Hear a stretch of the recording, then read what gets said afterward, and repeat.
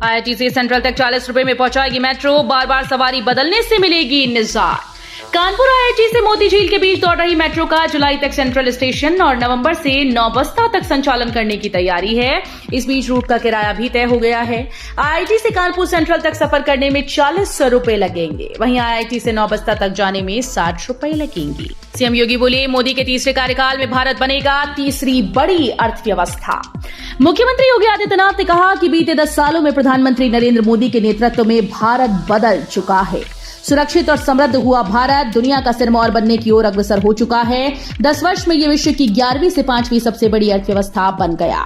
अब मोदी सरकार के तीसरे कार्यकाल में भारत दुनिया की तीसरी सबसे बड़ी अर्थव्यवस्था वाला देश बन जाएगा। यूपी बेसिक शिक्षा परिषद विद्यालयों में कक्षा 1 से 8 तक की परीक्षाएं अब 20 मार्च से। बेसिक शिक्षा परिषद के परिषदीय मान्यता प्राप्त कक्षा 1 से 8 तक के विद्यालयों की शैक्षिक सत्र 2023-24 की वार्षिक परीक्षा का संशोधित कार्यक्रम सचिव प्रताप सिंह बघेल ने जारी कर दिया। संशोधित परीक्षा के मुताबिक अब ये परीक्षा आज 16 मार्च की बजाय 20 मार्च से शुरू होगी और समापन 27 मार्च को होगा। परीक्षा 2 पालियों में सुबह 9:15 से 11:45 बजे तक तथा दोपहर 12:15 से 2:45 बजे तक कराई जाएगी। होली पर LPG सिलेंडर के नहीं देने होंगे 1 भी रुपए, करोड़ों लोगों के लिए बड़ी खुशखबरी।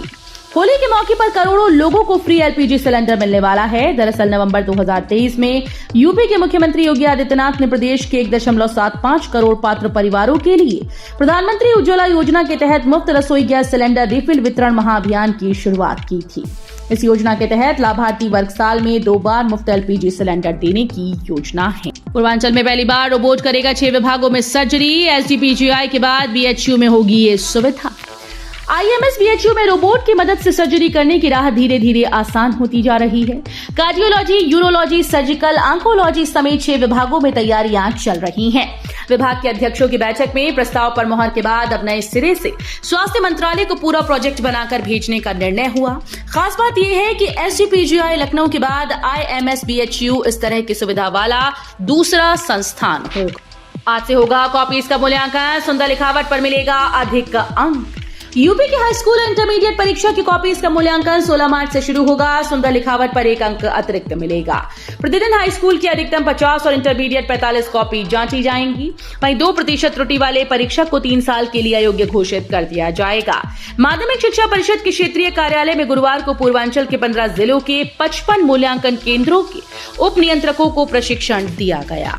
खजनी और चरगावा CHC को मिलेगी सोलर एनर्जी, नहीं रहेगा बिजली संकट। राष्ट्रीय जलवायु परिवर्तन और मानव स्वास्थ्य कार्यक्रम को लेकर प्रदेश के विभिन्न जनपदों में 30 प्राथमिक स्वास्थ्य केंद्र व 42 सामुदायिक स्वास्थ्य केंद्र चयनित किए गए। इसमें जिले के 4 गांव को खजनी CHC का चयन भी किया गया। इन केंद्रों पर 16 किलोवाट के सोलर पैनल लगाए जाएंगे, जिससे 24 घंटे बिजली आपूर्ति होती रहेगी। अलीगढ़ से 2 दिन मिलेगी लखनऊ की फ्लाइट, उड़ान कंपनीज ने तय किया शेड्यूल। अलीगढ़ के एयरपोर्ट का लोकार्पण बीते दिनों हो चुका है। पीएम मोदी ने एयरपोर्ट का लोकार्पण किया था और 11 मार्च से एयरपोर्ट से लखनऊ के लिए उड़ानें शुरू हो गईं।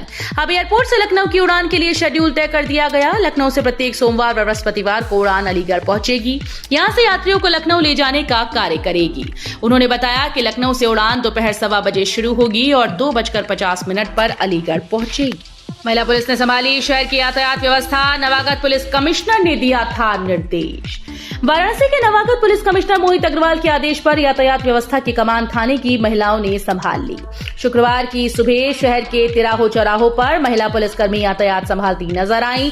पुलिस कमिश्नर ने कहा था कि कमिश्नरेट में तैनात महिला पुलिसकर्मियों की संख्या फील्ड में बढ़ाई जाएगी। नवनिर्वाचित MLC से सपा अध्यक्ष अखिलेश यादव बोले, उच्च सदन में सपा बुलंद करेगी आवाज। समाजवादी पार्टी के अध्यक्ष अखिलेश यादव ने विधान परिषद के नवनिर्वाचित सदस्यों से मुलाकात के बाद कहा कि उच्च सदन में उनकी पार्टी लोकतंत्र की रक्षा के लिए किसानों, नौजवानों के मुद्दों और सामाजिक न्याय की आवाज बुलंद करेगी। प्रदेश में कानून व्यवस्था की स्थिति गंभीर है। महिलाओं की सुरक्षा और सभी का सम्मान आदि मुद्दों को प्राथमिकता से उठाया जाएगा। अब मेट्रो रेल कॉर्पोरेशन में 439 पदों पर निकली भर्ती। भारत सरकार और उत्तर प्रदेश राज्य सरकार के संयुक्त उपक्रम Uttar Pradesh metro rail corporation limited ने कानपुर मेट्रो और आगरा मेट्रो के लिए टेक्निकल और नॉन टेक्निकल एग्जीक्यूटिव कैडर में विभिन्न पदों पर भर्ती का नोटिफिकेशन जारी कर दिया है। आवेदन शुरू होने के बाद उम्मीदवार ऑफिशियल वेबसाइट पर जाकर अप्लाई कर सकते हैं।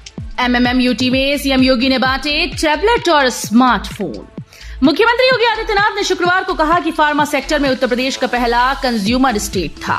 दवाएं व अन्य जरूरी मेडिकल उत्पाद बाहर से आते थे, अब यूपी फार्मा सेक्टर का उत्पादक और निर्यातक बन जाएगा। इसके लिए सरकार ललितपुर में 2000 एकड़ में फार्मा पार्क बना रही है।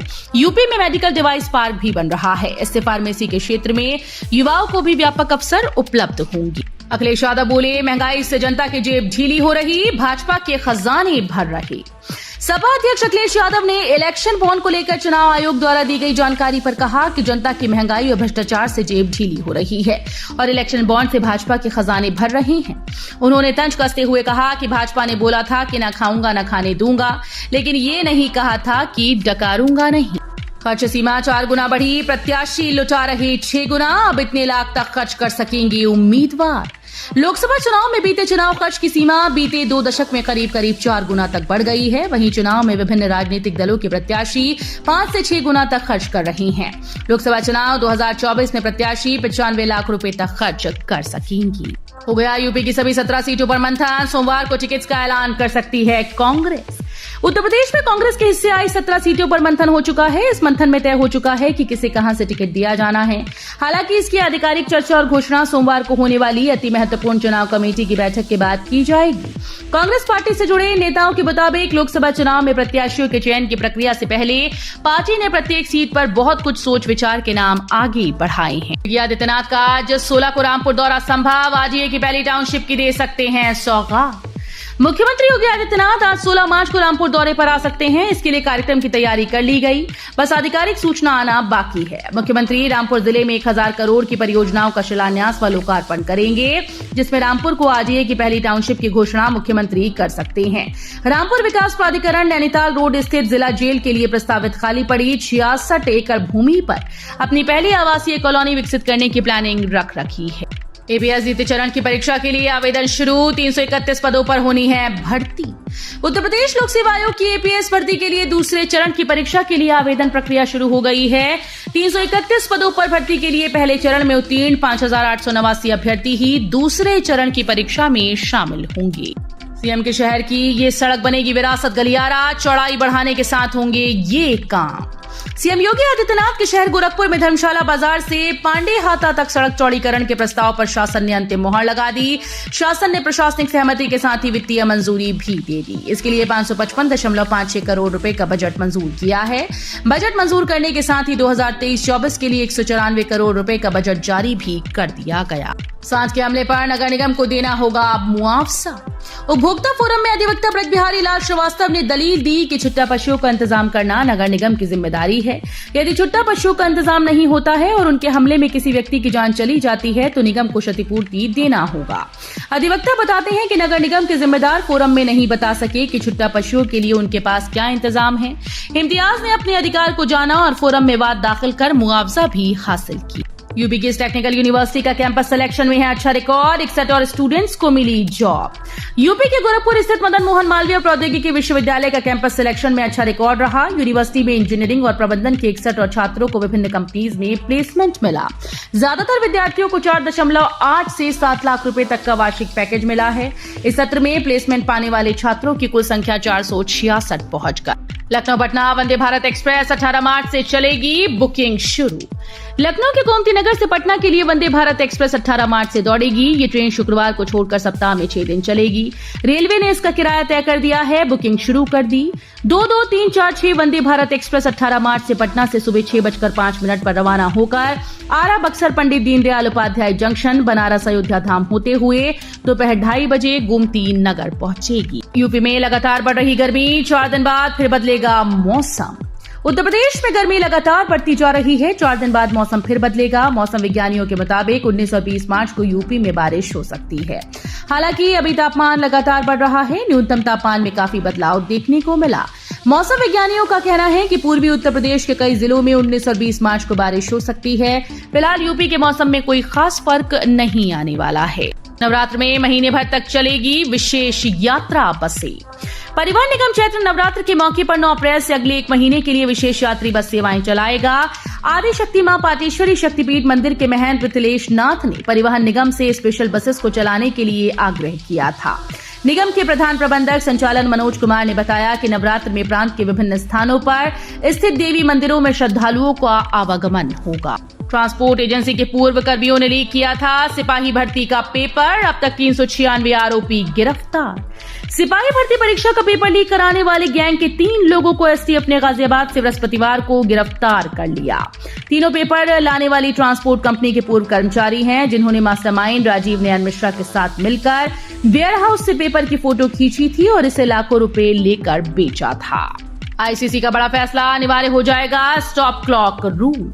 आईसीसी ने अपनी सालाना बोर्ड मीटिंग में स्टॉप क्लॉक रूल को विश्व कप से लागू करने का ऐलान कर दिया है। आईसीसी का ये नया नियम वनडे और टी20 क्रिकेट में जून 2024 से लागू हो जाएगा।